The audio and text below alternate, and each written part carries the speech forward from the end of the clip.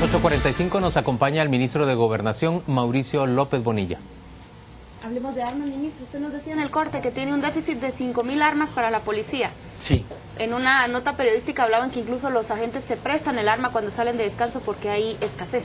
¿Cómo va a suplir usted esa deficiencia? Bueno, mire, de la deficiencia parte de que no ha habido un concepto estratégico respecto de las adquisiciones que necesita la PNC. Armamento, equipo fundamentalmente, todo lo que son uniformes, botas. Siempre están programados eventos para hacerlos por año, sin una proyección de que debe haber un stock y debe haber verdaderamente toda una línea de mantenimiento para las cosas que se hacen. Por ejemplo, en 15 años no hemos podido tener ni siquiera lo fundamental que es que la policía tenga un armamento orgánico, es decir, un arma oficial en pistola, un arma oficial en subametralladora, un arma oficial en fusil. Lo que tenemos es un conjunto de marcas, 5 marcas en pistolas, que implica que si nosotros 3 fuéramos agentes de policía y vamos a un allanamiento y resulta un problema... Cada uno requeriría primero de proyectiles de distinto origen. Pero no tiene que ver con que cada administración le compra a un proveedor específico y de repente... Lo que pasa es de que lo que no ha habido es como decía, mire, un conocimiento técnico del tema, empezando porque tiene que haber un armamento orgánico. No podemos tener aquí, complacer a todos los amigos que vendan armas en Guatemala. Aquí lo que tiene que haber es un proceso de escogencia en donde no solo son las características técnicas del arma, es la estructura ergonómica con que fue creada y probarla en campo con los policías, porque al final de cuentas son ellos los que la van a utilizar, ¿verdad? Entonces yo puedo hablar maravillas de un arma, pero ya en el campo es otra cosa. Si no garantizo, por ejemplo, su stock de repuestos, su mantenimiento, o de repente no le compro la munición original de la fábrica, o que podría comprar aquí mismo, sino que compro una tercera y me la vende una empresa que no está metida en el cuento de armas, entonces lo que estamos haciendo es jugando con la seguridad de los guatemaltecos. Y con la vida de la gente. Y con la vida de los guatemaltecos, entonces, y de los mismos... De los agentes. Porque cuando yo vengo y veo los reportes del armamento, hay muchos reportes por fallas, entonces cuando lo buscamos como corresponde, son fallas de orden técnico porque no se utilizan las cosas como deben de ser. ¿Usted va a sacar un concurso de licitaciones? Vamos a un concurso muy especial que está diseñado específicamente para que entren todos, pero para que se queden 5 o 6, que son los que verdaderamente van a tener las características, ¿verdad? Es decir, empresas que tengan un gran récord de producción en el mundo, van a tener que llenar algunas características y vamos a hacer un evento público donde invitemos a la gente que quiera llegar, donde invitemos a la prensa, donde se reciba en una urna de vidrio las ¿cómo se llama?, las propuestas y se puedan leer públicamente y se pueda decir, bueno, eso es lo que corresponde. Pero yo lo he dicho siempre, ¿verdad? Lo que hagamos tiene que ir técnicamente irrefutable, jurídicamente irrefutable, financieramente irrefutable, porque lo que queremos hacer es las cosas como corresponde. Entonces, si seguimos en esta dinámica, en el gobierno pasado no se adquirió una sola arma. Cuando nosotros vemos por qué, porque tenemos especialistas en sabotear cosas, pero porque nosotros tampoco no hemos sabido proyectar lo que se necesita. Ministro, vamos rápidamente al tema de robo de celulares. Ese es uno de los temas que le frustra. Usted hablaba al principio de temas contra la propiedad que no se han podido abordar de la manera propia. Sí, así es. Eso se llama delitos contra el patrimonio, ¿verdad? Esto quiere decir desde robo de celulares, robo a residencias, robo a comercios, robos de vehículos. Que en vehículos tenemos que hacer una diferenciación también entre el robo y el hurto, para que nos comprendan bien por dónde va el tema. Ha habido una disminución en robos, pero los hurtos se han incrementado, entonces ha mantenido un balance en ese primer semestre. Las instrucciones del presidente son, tenemos que ir verdaderamente sobre este tema. El robo se produce, dice usted, cuando se asalta a una persona. Cuando yo soy despojado. Cuando le ponen la pistola en la cabeza y el hurto no lo asustan con... Y el hurto, bueno, el susto usted es de dejó que parqueado el carro. Dejé parqueado el carro y no lo encuentro, ¿verdad? Ahora, pero los celulares están todos robados. Sí. El otro número que es interesante es la capacidad que se va generando después de la recuperación de vehículos. Porque resulta que hemos aumentado en un 35% la capacidad de poder buscar y ubicar y recuperar rápidamente los vehículos. Eso es un balance, pero por supuesto lo que tenemos que evitar es que se dé el hecho, ¿verdad? Es decir, el robo o el hurto. Pero nuestra capacidad de búsqueda, de ubicación y de recuperación de los vehículos, eso ha aumentado. El tema aquí, estas son las estructuras más añejas, las más complicadas, las más versátiles, tienen diferentes niveles. El que roba un vehículo lo va a robar por encargo, lo va a dejar a un lugar donde el que lo tiene ahí, se lo encargó alguien, lo lleva a un taller, lo desmantelan. Ya hay toda una infraestructura creada, y para llegarle a toda la infraestructura hay que hacer muchísima inteligencia. Es lo mismo con los celulares. O mucho trabajo. Y con los celulares ocurre es un fenómeno parecido, ¿verdad? Es un tema en donde es muy fácil su comercialización. Nosotros hemos ido con todo abiertamente a las ventas abiertas y legales, por supuesto. Vamos en toda una línea de trabajo que va a incluir posteriormente en el tema de vehículos, que lo estamos trabajando con SAT, a que las mismas hueseras, como las conocemos, las ventas de repuestos usados, van a tener que documentar cada una de las piezas que vendan, ¿sí? Porque no puede ser que después detengan a la gente en la calle, compró un par de vidrios en una huesera y resulta que estaban registrados a nombre de pertenecientes a un vehículo que se reportó como robado, ¿me comprenden? Entonces estamos haciendo todo un trabajo muy profundo de planificación sobre este tema, porque hay muchos procedimientos. En los centros de flasheo o en los centros donde se comercializan teléfonos celulares, vimos a principios de año operativos que no necesariamente eran exitosos para buscar teléfonos robados. Sí. Ya no los hemos visto últimamente. ¿Cuál es la estrategia ahora? No, estamos en eso. O sea, siempre estamos reportando permanentemente que hemos hecho acciones en contra de negocios y hemos trabajado con SAT para que esos negocios sean cerrados. Entonces ahora se ha vuelto más sofisticado el tema de cómo flashear, ¿verdad? Es decir, ya no está abiertamente, se flashean celulares. Esto está pasando de boca en boca. Llegan ustedes a un mercado en donde antes se vendían y no van a encontrar celulares a la vista. Pero si empiezan a preguntarle a la gente, va a llegar un momento en que alguien, quien dice, yo le consigo, ¿qué es lo que usted quiere? ¿Sí? Se vuelve más sofisticado el tema. Pero es un trabajo en el cual se logran impactos de una forma, tiene que estar uno muy enfocado y tener mucha paciencia para develar la estructura. Ministro, hablemos rápidamente del narcotráfico, el tráfico de drogas en nuestro país. Este año se reporta un ritmo bastante menor de incautaciones en comparación con el año 2011. ¿Por qué razón? Bueno, porque este es un tema circunstancial. El tema de las incautaciones tiene que ver con capacidad de generar inteligencia, con capacidad de generar información, con el hecho de que se siga utilizando el territorio para incursiones. Y déjeme decirle que en esos términos las incursiones aéreas, o lo que se conoce como trazas aéreas, disminuyeron casi a cero. Es decir, nuestro territorio es ocasionalmente utilizado. ¿Había mucho más el año pasado y por eso se incautaba más el año pasado? Había mucho más hace 4 años. Luego empezó un descenso. Hay un programa que se está trabajando de operaciones de interdicción con una fuerza de tarea especializada que se mueven helicópteros estadounidenses que se van a nacionalizar para quedar con nosotros, y fue muy exitosa en las interdicciones aéreas, sigue trabajando hasta el día de hoy. Se fortaleció también con la Marina de la Defensa Nacional, lo que se conoce como las Fuerzas Especiales Navales, que son las que hacen operaciones de interdicción en el mar territorial. Entonces, el tema es qué tanto se utiliza el territorio ahora, ¿sí? Qué tanto producimos inteligencia e información, ¿sí?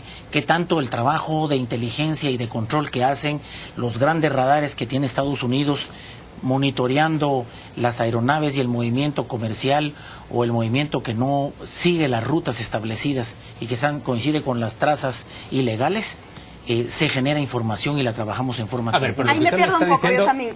A ver, estamos hablando de que la reducción de la incautación de droga comparada con el año pasado obedece en buena medida a que está pasando menos droga en el territorio guatemalteco. Esa es una hipótesis. Es una hipótesis.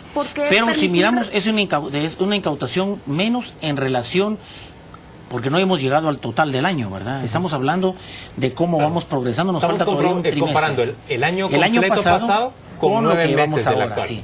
O sea, todavía hay un tiempo que podemos hacer. Ahora, lo que tenemos que tomar en consideración es que ya no solo estamos como un lugar de paso, sino que ha habido toda una estrategia tendente a suplantar el tráfico de drogas de origen vegetal que viene de América del Sur, es decir, fundamentalmente la cocaína, por la elaboración local en México, en Guatemala, los ensayos para que se elabore localmente lo que son las drogas sintéticas. Y esto es lo que hemos develado con todo el tema de las incautaciones de los químicos precursores, que vienen desde el año pasado y que hoy al día llevamos mucha más incautación que todo el año pasado en químicos precursores. Y el descubrimiento de lo que podrían ser laboratorios artesanales, ¿verdad? Es decir, cocinas, no laboratorios, cocinas artesanales. Como en Huehuetenango que encontraron. Ya lo encontré. Era una fábrica. Este sí ya tenía un nivel que podríamos decir laboratorio. Ya pasó a un nivel que podríamos considerarlo de otra manera. Pero de ahí por lo demás son cocinas, porque son prácticas en donde estamos hablando de elaboración química. Porque lo que existe es mucha confusión conceptual, ¿verdad? De que es un país productor y que es un país fabricante. ¿Sí? ¿Cuál es la producción y cuál es la fabricación? Fundamentalmente en este tema estamos hablando del ensayo de una fabricación de drogas sintéticas o de diseño que son mucho más baratas, tienen un nivel más, su efecto adictivo es mucho más potente y al final del día con el nivel de adicción se vuelve muy rápidamente su comercialización crea un boom en los lugares. Entonces, llevar a cabo esto, estamos hablando de una nueva estrategia. Ya no solo es usar los territorios como líneas de paso para lo que viene de América del Sur, que sufre en Colombia, por ejemplo, un kilo de cocaína puede valer $2,000, puesto en Guatemala puede valer de 10 a 12,000, en los estados del sur de Estados Unidos unos 90,000, y si llegara al norte con ese nivel de pureza, se va a los 150,000. Pero ¿qué es lo que interesa acá? Es crear una alternativa, y lo que nosotros sí podemos decir con toda contundencia, porque ya lo hemos mostrado, empezó como una hipótesis y hoy lo estamos mostrando, develando, es la estrategia para que se pueda producir en diferentes lugares, tanto como lo hacen en México como en Guatemala los ensayos, las drogas sintéticas. Pero si la tendencia es girar hacia las drogas sintéticas, ¿cómo se justifica esa operación Martillo con militares estadounidenses custodiando las costas del Pacífico? Porque lo que ocurre es que lo que tenemos ahora es disminuyeron las trazas en términos aéreos, pero el mar territorial se sigue utilizando, ¿sí? Entonces las incursiones marítimas, bien sea por barcos, bien sean por aeronaves, lo que hacen es un sistema que se llama de bombardeo, ¿verdad? Liberan en alta mar la carga y nosotros tenemos aproximadamente 27 bocabarras en todo el Pacífico, que en el invierno suben de nivel, suben su caudal, y entonces están las coordinaciones para que cuando pase una aeronave o pase una embarcación en el mar territorial, puedan ocultarse fácilmente. Pueda liberar la carga, lo que le llaman canecas, ¿verdad? Que son tambitos de 25 libras, y entonces salen las lanchas tiburoneras a recuperar la mercancía y a meterla por tierra. Y otra parte entra por el puerto, formalmente. Bueno, esa es la otra parte. Yo tengo una pregunta, ministro. Así como cabe la hipótesis de que se ha reducido el uso del país, del territorio nacional para trasegar droga, ¿no cabe también la hipótesis de que se haya debilitado nuestros métodos para identificar droga y para perseguirla apropiadamente? Le pongo un caso concreto que es, supongo, donde iba Paola. Se recupera o se descubre un cargamento hace cosa de 3 semanas en el puerto Quetzal que se identifica primero como pasta de cocaína y luego se desdicen y dicen que ya no es pasta de cocaína. ¿Qué falla? No. Al contrario, lo que estamos haciendo es aumentando cada día capacidades con tecnología, ¿sí? Y a lo que vamos es a terminar de cerrar con tecnología. Lo que ocurre aquí es precisamente que estamos revisando cómo están calibrados los equipos. Nosotros nos donaron 2 Hazmat, se llaman los equipos. ¿Los qué? Hazmat. Ese es el nombre del equipo, Hazmat. Los hace una empresa canadiense, Halifax, que pueden entrar a internet y miran que es una empresona, ¿verdad?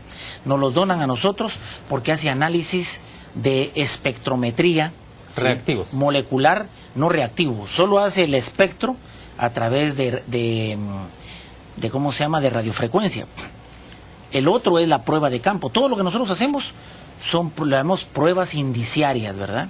Nosotros podemos decir, mire, aquí encontramos algo que parece cuyo resultado puede ser pasta de cocaína porque el reporte está establecido del Hazmat, que aparece un 0.55% de parecido en ese análisis de la espectrometría que se hace con lo que es base de cocaína, ¿sí? Entonces, eso es indiciario. Lo que viene después ya es todos los métodos de investigación, cómo se hace el análisis científico de las pruebas, ya pasa a otro nivel, que es en el caso del INASIF. Nosotros lo que estamos haciendo ahora es viendo y diciendo, miren, aquí hay un error. Lo que no hay es discrecionalidad humana. Lo que nosotros tenemos ahora son equipos de alta tecnología. Pero expliquémoslo en términos más sencillos. Un contenedor completo con tonel o un contenedor lleno de toneles con pasta de cocaína, que dio un 50% de probabilidad positiva. Y ahora ha dicho el INASIF, entiendo yo, que es un químico, un barniz. Eso sí es... ¿Falló? ¿Es el INASIF o falla la muestra in situ? No, lo que puede fallar es la muestra in situ, y en el caso del INASIF, como nosotros decíamos, es que todos revisemos nuestros procesos, ¿verdad? Por eso nosotros hemos pedido que vengan los técnicos a revisar los equipos Hazmat, para poder decir dónde puede estar el error a la hora de hacer un análisis, porque encontramos un indicio de que puede haber un ilícito en la carga, ¿sí? Entonces ocurre que si nos da en el reactivo, lo pasamos al Hazmat, el Hazmat nos dio positivo. Se hicieron otra vez 8 pruebas aleatorias, ¿sí? Entonces cuando uno viene y hace 8 pruebas aleatorias, ya con presencia del MP de reactivos, ahí sí reactivos, entonces tenemos que revisar qué es lo que ocurre con la tecnología, ¿verdad? O revisar esa cadena de custodia hasta llegar al laboratorio de INASIF de la muestra que tomaron, ¿o no? No, porque nosotros lo que creemos ahora es que el INASIF debe estar presente en los lugares de las incautaciones. Lo que nosotros estamos hablando ahora es de que la posibilidad de reducir un margen de error es que si nosotros hacemos una incautación y nuestras pruebas indiciarias nos dan positivo de forma presunta en una línea de acción, inmediatamente el INASIF toma muestra y empieza el análisis. Ministro, se nos terminó el tiempo prácticamente, pero yo no me quiero ir sin preguntarle, ¿cuán relevante sigue siendo el tema del narcotráfico? ¿Recuerda usted que hace aproximadamente un año y medio, la incursión de los Zetas en nuestro país, el ingreso de los Zetas a nuestro país, la presencia activa de diferentes carteles, era realmente el tema que más preocupaba a muchas personas en materia de seguridad, a pesar de la gran prevalencia de muertes violentas en áreas urbanas, también debido a extorsiones, a secuestros, a sicariato en términos generales? Sí. ¿Cuán relevante sigue siendo el narcotráfico a estas alturas? Sigue siendo relevante. El tema aquí es que se han capturado a los capos de las estructuras, que dirigían estructuras, pero se ha quedado toda la organización operativa, bien armados, en posesión de los bienes, en posesión de las fincas, en posesión de los bienes de esta gente. De las rutas. De las rutas. Y como no tienen el nivel ni los controles como correspondían antes, todo lo que ha habido es una atomización de los diferentes grupos y disputas entre ellos por dominar o las rutas o dedicarse a otro tipo de ilícitos como secuestros, como extorsiones, como acciones de sicariato. Entonces sigue siendo un tema relevante para nosotros. No está en el día a día como nosotros lo vemos, que es lo que más agobia al ciudadano de todos los días que va a su trabajo, es decir, todo el tema de las extorsiones, de todo lo que puede ocurrir, pero tiene una gran presencia. Y el tema de terminar de cerrar las capacidades de inspección en nuestros puertos, como lo decía Paola, es fundamental para nosotros, porque lo que puede pasar por nuestros puertos, porque no tenemos la capacidad tecnológica de poder inspeccionar, esto va más allá de lo que nosotros podamos imaginarnos. Solo el tema de los precursores químicos, estamos hablando al día de hoy que tenemos más de 24,000 unidades incautadas en todo el país, y esto quiere decir tenemos que aumentar nuestros controles en todos los puertos marítimos, terrestres y aéreos para mejorar nuestra capacidad. El tema del mar territorial, del espacio aéreo y de los flujos, que como se fueron las trazas aéreas, se disminuyeron en Guatemala por los controles que habían, se trasladaron a Honduras. Todo el grupo de trazas que venía a Guatemala se fueron a Honduras. ¿Y qué pasa ahora? O pueden pasar por el mar territorial o los flujos territoriales a través de Guatemala. Y esas son las cuestiones que nosotros tenemos ahora como un gran desafío. Señor ministro, gracias por acompañarnos a las 8:45. Vamos a la pausa comercial y volvemos dentro de